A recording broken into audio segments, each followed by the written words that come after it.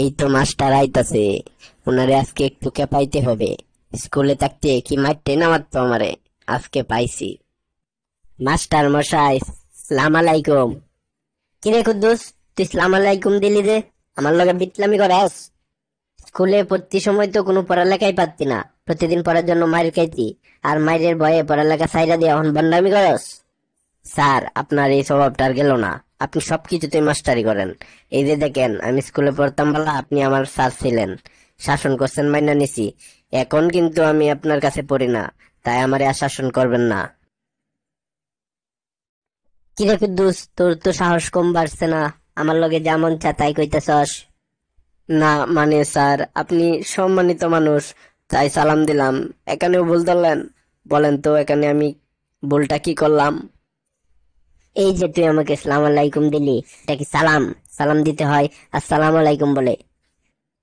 দুঃখিত স্যার, আমার ভুল হয়েছে, আমাকে ক্ষমা করে দিন। স্যার কেমন আছেন?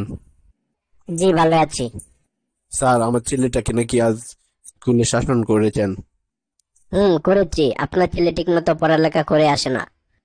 তাই বলে কি আপনি শাসন করবেন? আমার ছেলে আমি শাসন করব। আপনি আমাকে বলবেন কি করতে হবে। সুন্দর কথা বলেছেন। মাস্টার হয়েছি নাকি আমি বড়ই বিপদে পড়েছি। আপনার গাদা ছেলেকে মানুষও বানাতে হবে, আর শাসন করা যাবে না। আপনার কাছে আপনার ছেলের নামে বিচার দিতে হবে, পরে আপনি শাসন করবেন। তাহলে বিষয়টা কি হলো? আমি আপনার ছেলেকে পড়াবো এবং আপনাকে খুঁজে বের করে তার নামে বিচার দিব। আপনি বাড়িতে থাকবেন, আপনার বাড়িতে গিয়ে আমি বিচার দিয়ে আসব। এই মিয়া, আমি কি আপনার চাকরি করি? আপনি কাল থেকে স্কুল টাইমে স্কুলের সামনে বসে থাকবেন। আমি বিচারের প্রয়োজন হলে বিচার দিয়ে আসবো। এখন যান, মাথা টাথা গরম আছে। কি ব্যাপার মাস্টার সাহেব? আপনার নামে স্কুলের সাবেক ছাত্ররা সহ বর্তমান ছাত্রদের অভিভাবকরা বিভিন্ন নালিশ করে। কি সমস্যা বলেন তো? স্যার, আমি তো সবসময় সত্য কথা মুখের সামনে বলে দিই, আর মাথাটা একটু গরম থাকে তো, তাই নালিশ করে আর কি।